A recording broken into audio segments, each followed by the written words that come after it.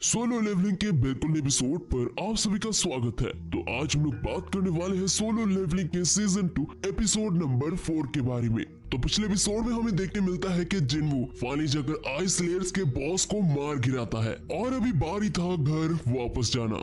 इसके बाद हमें डंजन के बाहर ले जाया जाता है। अभी रात के यहाँ पर 3 बज चुके थे। इसका मतलब डंजन के अंदर 1 हफ्ता बीत चुका था। मिस्टर आहान यहाँ पर बाइक यूनहो को कहते हैं, सर क्या आप आज के लिए वापस जाना चाहते हैं? हम लोग यहाँ पर रुक के रखवाली करेंगे। बाइक यूनहो कहता है, आखिरकार ऐसे हालत में मैं घर वापस कैसे जा सकता हूँ जब मेरे गिल मेंबर्स ऐसे मुसीबत में हो। बाइक यूनहो जब ये सब बात कर ही रहा था तभी अचानक से यहाँ पर रेड गेट ओपन होने लगता है। सभी में यहाँ पर हलचल मच जाता है। हमें देखने मिलता है यहाँ पर गेट के अंदर से कुछ हंटर्स बाहर निकल रहे हैं। बाइक यूनहो यहाँ पर मणिमट कहते हैं, इसका मतलब किमचुन ने डंजन क्लियर कर दिया है। लेकिन इसके बाद जैसे यहाँ पर हंटर्स बाहर आते हैं सभी लोग ये देखकर काफी ज्यादा शॉक थे। लेकिन मिस्टर आहान अपने मणिमन कहते हैं, मैंने जैसा सोचा था। अभी सभी के मन में एक ही सवाल था, आखिरकार किमचुन कहाँ पर गया है? क्योंकि जिन 4 मेंबर्स ने यहाँ पर सरवाइव किया है सब यहाँ पर लो रैंक के हंटर्स है। बाइक यूनहो यहाँ पर ये देखकर काफी ज्यादा शॉक था। बाइक यूनहो पूछता है, इसका मतलब क्या है? सिर्फ बी रैंक के हंटर डंजन से बाहर निकल पाए, यहाँ तक कि एक भी ए रैंक का हंटर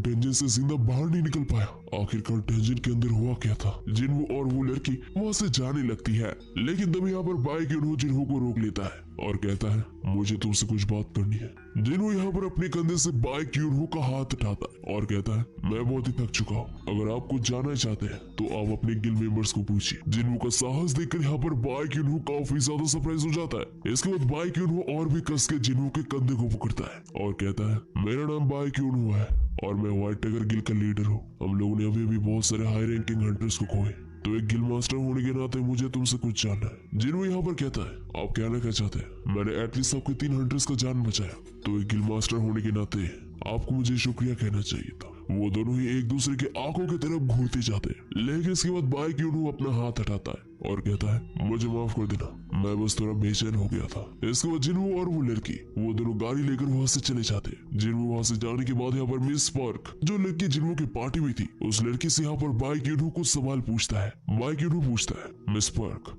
आखिरकार वो कैसा आदमी है? वो लड़की कहती है, मुझे इसके बारे में ज्यादा कुछ नहीं पता, लेकिन वो शुरू से ही ऐसा था। उसने अकेले के दम पे बॉस को हराया। उन दोनों के बीच यहाँ पर बातचीत सुनकर मिस्टर आहान वहाँ पर आते हैं। मिस्टर आहान कहते हैं, मुझे माफ कर दीजिएगा सर, वो असल में कोई बुरा आदमी नहीं है। शायद डंजन के अंदर थकने की वजह से उसका मूड खराब है। बाइक यूनहो कहते हैं, अभी हमारे सामने ये प्रॉब्लम नहीं है, तुमने अभी तक उसको रिक्रूट क्यों नहीं किया? बाइक यूनहो यहाँ पर मणिमन कहते हैं, एक इस रैंक के हंटर के सामने खड़े होने के बावजूद भी वो मेरे सामने बिना डरे खड़ा हुआ था। उसे अपने गिल का हिस्सा बनाने के लिए मैं एक हाथ और पैर भी दे सकता हूँ। बाइक यूनहो यहाँ पर मिस्टर आहान को कहते हैं, किसी भी कीमत में मुझे अपने गिल पे चाहिए, चाहे तुम्हें इसके लिए कुछ भी करना पड़े। इसके बाद हमें जिनवू के पास ले जाया जाता है। जिनवू यहाँ पर सॉन्ग ये के साथ घर वापस जा रहा था। इसके बाद हमें छोटा सा फ्लैशबैक देखने मिलता है। जिनवू ने यहाँ पर आईएसएल के लीडर को मारने के बाद उसका शैडो एक्सट्रैक्ट करने की कोशिश की थी, लेकिन जिनवू तीनों के तीनों बार फेल हो चुका था। जिनवू यहाँ पर मणिमन कहता है, शायद हमारे ताकत के बीच में बहुत बड़ा डिफरेंस था। जिनवू यहाँ पर शैडो एक्सट्रैक्शन में तो नाकामयाब हो गया था, लेकिन यहाँ पर जिनवू को एक डैगर मिल गया था। ये डैगर यहाँ पर बहुत ही ज्यादा कमाल का था। ये डैगर था ए रैंक का और इस डैगर को जो भी यूज करेगा वो उसके यूजर के वेट को घटा देगा। उसी के साथ साथ इस डैगर के अंदर अटैक और एजिलिटी बफ्स भी है। जिनवू इसके बाद सॉन्ग ये को अपने घर पे छोड़ता है। जाने से पहले वो लड़की कहती है, हे जिनवू, तुमने अभी तक जो मेरे लिए किया उसके लिए बहुत बहुत शुक्रिया।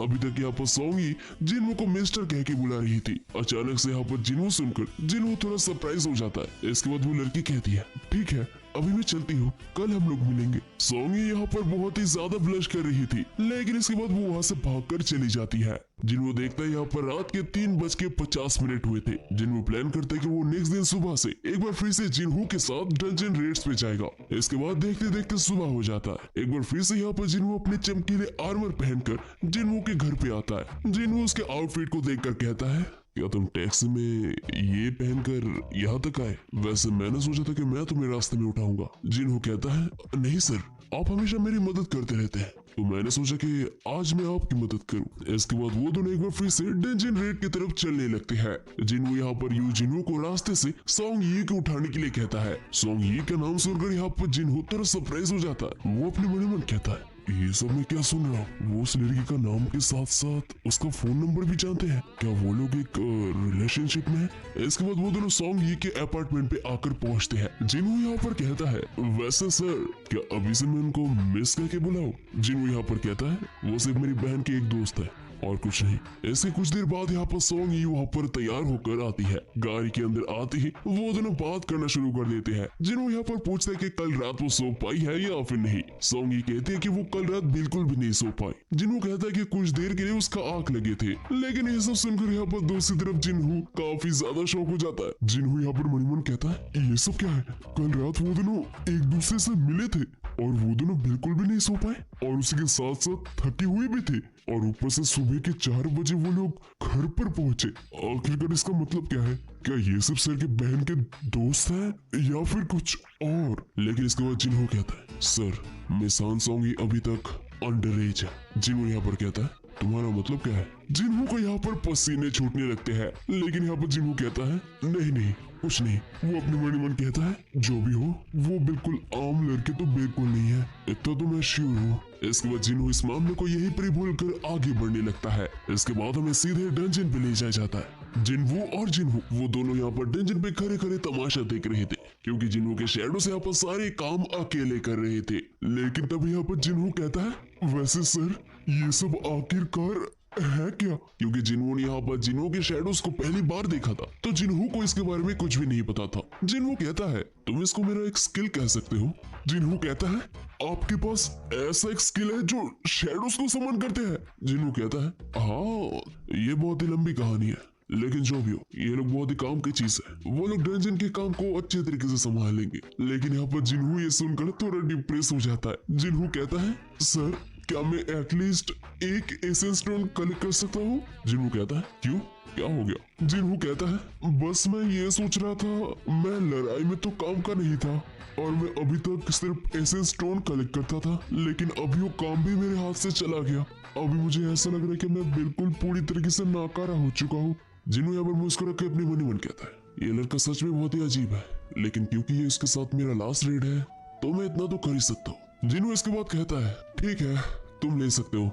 जिन्हों इसके बाद जिन्हों को शुक्रिया कहता है। इसके एक दिन बाद जिन्हों ने यहाँ पर जिन्हों को जो 19 रेड का यहाँ पर डील किया था, वो डील यहाँ पर कंप्लीट हो जाता है। इसके बाद हमें सीधे यूएसए के एक ए रैंक के डंजन में ले जाया जाता है, जहाँ पर जेम्स नाम का एक ए रैंक का एडवेंचर डंजन के अंदर एक इंसान को देखकर बहुत ही ज्यादा शौक था। और सिर्फ यही तक नहीं, उस इंसान ने अपने अकेले के दम पे उसके सारे पार्टी मेंबर्स को मार गिराया था। उसे लगने लगता है कि ये कोई ह्यूमनोइड बीस्ट है। वो काफी ज्यादा डरा हुआ था। वो अपने मन ही मन कहता है, मुझे लगा था कि डंजन के अंदर कुछ गड़बड़ है। डंजन के अंदर एंटर करने के बाद से हम लोगों ने एक भी मैजिकल बीस्ट को नहीं देखा, लेकिन मुझे कभी नहीं लगा था कि डंजन के अंदर ऐसा कोई होगा। जो मैंने इसके पास से आ रहा है वो ए रैंक के डंजन से बाहर है और मैंने ऐसे बीस्ट के बारे में कभी भी नहीं सुना।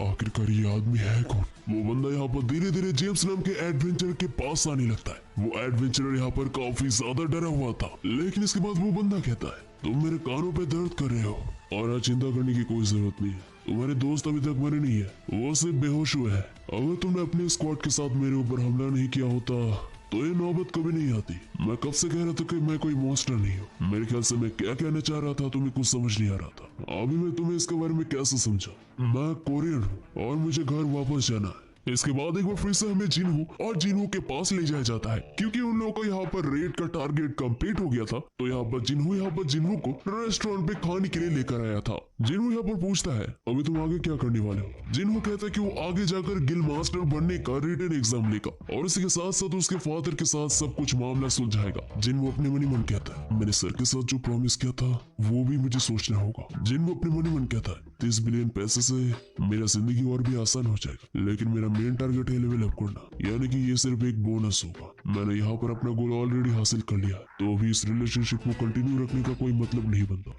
हमें यहाँ पर देखने मिलता है, यहाँ पर जिन्हों का लेवल 61 हो चुका था। जिन्हों यहाँ पर अपने हाथ में डेमन कैसल का चाबी लेकर उसके बारे में सोच रहा था। जिन्हों यहाँ पर पूछता है, वैसे सर आपका फ्यूचर प्लान क्या है? जिन्हों इसके बाद कहता है, तुम कुछ टाइम तक मुझसे कांटेक्ट नहीं कर पाओगे, मुझे कहीं पर जाना है। इसके बाद जिन्हों एक पेग लगाकर कहता है, सर मैं जानता हूँ कि मैं इतने दिन तक आपके लिए एक सर दर्द था, लेकिन मैं आपको और परेशान नहीं करूंगा। जिन्हों को भी यहाँ पर जिन्हों के बारे में थोड़ा बुरा महसूस होता है, तो जिन्हों यहाँ पर जिन्हों के साथ चीजें क्लियर करने के लिए कहता है, जिन्हों मुझे एक चीज बताओ, तुम मेरे बारे में क्या सोचते हो? जिन्हों कहता है, मेरे बड़े भाई और मेरे बीच 10 साल का फर्क है और वो मुझे कुछ ज्यादा खास पसंद भी नहीं करता और हम लोगों ने एक साथ उतने वक्त भी नहीं बिताया, जबकि आपने बहुत बार मेरा जिंदगी बचाई और मेरे गोल्स को अचीव करने के लिए आपने मेरी मदद भी की। आप मेरे भाई से बढ़कर हो। ये सुनकर यहाँ पर जिन्हों की आंखें खुले के खुले रह जाते हैं। जिन्हों इसके बाद कहता है, ठीक है, क्योंकि तुम मुझे अपना बड़ा भाई मानते हो तो आज से मैं तुम्हें अपना छोटा भाई मानूंगा। ये सुनकर यहाँ पर जिन्हों काफी ज्यादा इमोशनल हो जाता है और उसके आंखों से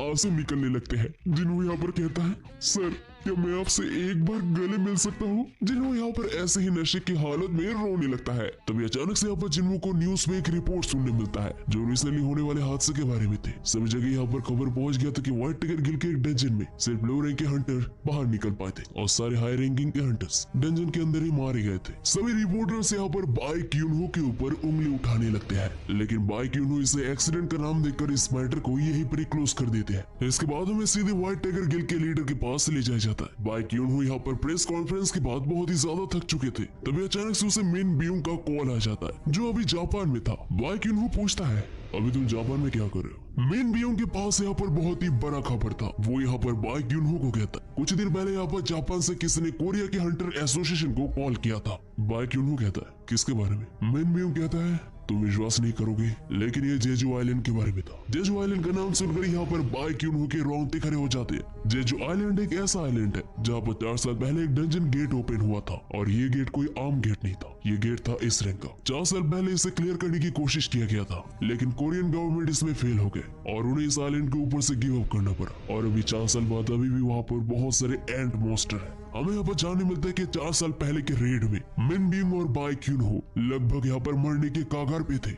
लेकिन इसके बाद मिन ब्यूंग कहता है, कुछ दिन पहले ये नजर किया गया कि उन एंट्स ने एक बार फिर से म्यूटेशन किया है और अभी वो एंट्स अपग्रेड हो चुके हैं और वो लोग उड़ के एक कंट्री से दूसरे कंट्री में ट्रेवल कर सकते हैं। और उन इवॉल्विंग एंट्स में से एक का बॉडी हाल ही फिलहाल में जापान के एक समुद्र के पास पाया गया, जहाँ पर साफ साफ दिख रहा था कि उस एंट के पीठ में पंख उग चुके हैं, यानी कि वो एंट्स अभी इवॉल्व हो रहे हैं। और ये खबर सुनने के बाद बाई क्यूनहो का होश उड़ जाता है। इसके बाद हमें सीधे जिन्हो के घर पे ले जाया जाता है। जिन्हो यहाँ पर अपना बैग पैक करके कहीं पर जा रहा था। जिन्हा पूछती है, तुम आजकल बहुत बाहर जा रहे हो और अभी तुम एक ट्रिप पे जाने वाले हो? जिन्हो कहता है कि वो 1 हफ्ते के लिए बाहर रहने वाला है, लेकिन यहाँ पर जिन्हा कहती है, तुम किसको अपने साथ लेकर जाओगे? क्या तुम्हारा कोई गर्लफ्रेंड है? जिन्हो कहता है, नहीं, मैं अपने एक दोस्त के साथ जा रहा हूँ। जिन्हो इसके बाद वही सेम लोकेशन पे जाता है। पिछली बार जिन्हो जब यहाँ पर आया था, जिन्हो का लेवल तभी 20 के आसपास था और अभी जिन्हो का लेवल पहले के मुकाबले 3 गुना हो चुके हैं। तो अभी जिन्हो को चीजें संभालने में थोड़ी आसानी होगी। जिन्हो फिर से उस डंजन गेट के सामने जाता है और इसके बाद उस चाबी की मदद से उस कैसल का दरवाजा खोलता है। जिन्हो दरवाजे से एंटर करता है, लेकिन जिन्हो देखता है कि हॉलवे में एक भी मॉन्स्टर नहीं है। तभी जिन्हो के सामने यहाँ पर पॉप अप आता है, जहाँ पर जिन्हो के सामने एक रेगुलर क्वेस्ट आता है और इस क्वेस्ट में जिन्हो को 10,000 डेमन सोल्स कलेक्ट करने होंगे। रिवॉर्ड्स भी यहाँ पर बहुत ही कमाल के थे। इस क्वेस्ट को कंप्लीट करने से जिन्हो स्टोर से कोई भी आइटम फ्री में खरीद सकता है। उसी के साथ साथ यहाँ पर जिन्हो को 20 स्टैट पॉइंट और आखिर में जिन्हो को मिलने वाला था एक सिगरेट गिफ्ट। जिन्हो को अच्छी तरीके से पता था कि स्टोर में बहुत सारे महंगे चीजें हैं, तो जिन्हो इस क्वेस्ट को लेकर बहुत ही ज्यादा एक्साइटेड था।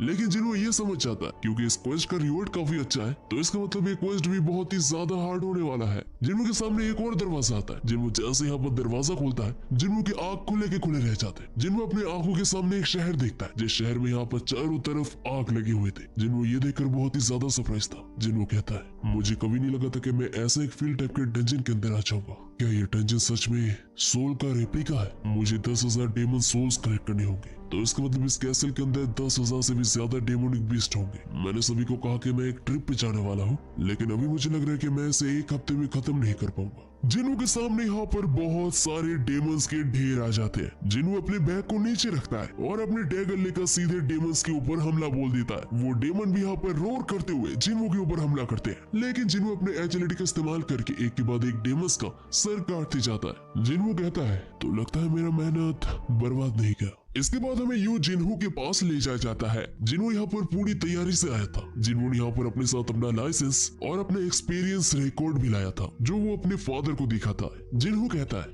फादर, जैसे कि आपको पता ही है कि किसी अजनबी को गिल मास्टर बनाना बहुत ही रिस्की काम है, तो मैं चाहता हूँ कि आप मेरे बारे में एक बार सोचें। जिन्हों के फादर कहते हैं बस बहुत हुआ, मैं तुमसे किसी को मिलवाना चाहता हूँ। इसके बाद एक बंदा वहां पर आता है। जिन्हों के फादर कहते हैं इनका नाम गो म्यूंग वन है और ये एक हंटर है। ये व्हाइट टाइगर गिल के एक मेंबर है जो रिसेंटली होने वाले डंजन इंसिडेंट में इन्वॉल्व थे। जिन्हों के फादर यहाँ पर हाल ही फिलहाल में होने वाले रेड गेट इंसिडेंट के बारे में कह रहे थे जिसमें जिन्हों इन्वॉल्व था। इसके बाद वो बंदा कहता है कि उस दिन रेड गेट के इंसिडेंट में एक लड़की के साथ साथ संग जिन्हों भी इन्वॉल्व था, जिसे सुनने के बाद यहाँ पर जिन्हों काफी ज्यादा शौक हो चुका था। जिन्हों को इसके बाद उस लड़की हंटर का नाम भी पता चलता है और वो बेशक हान सॉन्ग ही थी। वो ये भी कहते हैं कि संग जिन्हों की वजह से वो लोग रेड गेट को बहुत ही आसानी से क्लियर कर पाए। जिन्हों अपने मन ही मन कहता है मुझे बाकी का सुनने का कोई जरूरत नहीं है, अभी लगता है मैं अकेला नहीं हूँ जिसे जिन्हों के सीक्रेट के बारे में पता है, यानी कि मेरे फादर के साथ मेरा निगोशिएशन भी पूरा नहीं होगा। हमें उस बंदे से जानने मिलता है कि व्हाइट टाइगर गिल सन जिन्हों के बारे में इंफॉर्मेशन को प्राइवेट रखना चाहते हैं और तभी उस बंदे को जिन्हों के फादर की तरफ से कॉल आता है। इसके बाद जिन्हों के फादर जिन्हों का भी कच्चा चिट्टा खोल देते हैं। उन्हें पता लग गया था कि जिन्हों ने अभी तक जिन स्ट्राइक स्क्वाड की मदद से डेंजन को क्लियर किया था, उन स्ट्राइक स्क्वाड के हंटर में से सन जिन्हों भी उनमें से एक है और जिन्हों की कामयाबी के पीछे सन जिन्हों का एक बहुत बड़ा हाथ है। जिन्हों के फादर कहते हैं मेरे ख्याल से आज तुमने मेरे साथ नेगोशिएशन करने के लिए गलत दिन चुन लिया। जिन्हों यहाँ पर कुछ नहीं कहता। जिन्हों को लगने लगता है कि उसके फादर उसको हरगिज चूज नहीं करेंगे और एक बार फिर से उसके भाई को प्रायोरिटी मिलेगा।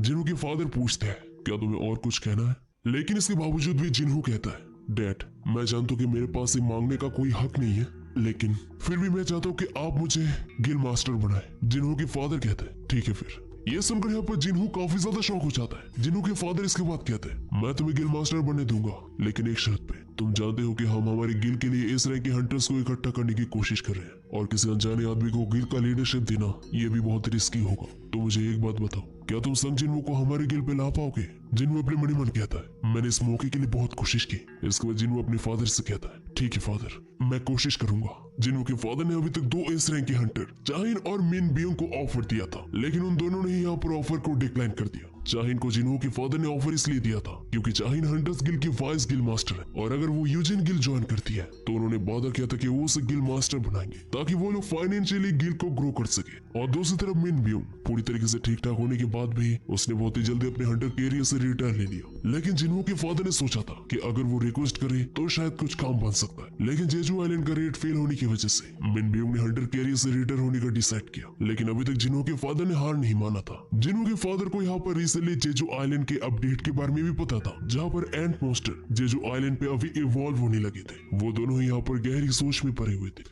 इसके बाद हम एक बार फिर से जिन्हों के पास ले जाया जाता है। जिन्हों ने यहाँ पर डेजन के अंदर डेमोनिक बीस्ट का ढेर तैयार कर लिया था। जिन्होंने यहाँ पर 10,000 में से सिर्फ 309 ही डेमन सोल्स अभी तक कलेक्ट किए थे, यानी कि अभी तक जिन्हों को बहुत दूर तक जाना था। And that's it for the solo leveling season 2 episode number 4। तो एपिसोड तुम लोगों को कैसा लगा जरूर से मेरे को ऑब्वियसली कमेंट करके बताओ एंड वीडियो को लाइक करो, चैनल को सब्सक्राइब करो। तो बस मिलते हैं अगले वीडियो के साथ, तब तक के लिए बाय बाय।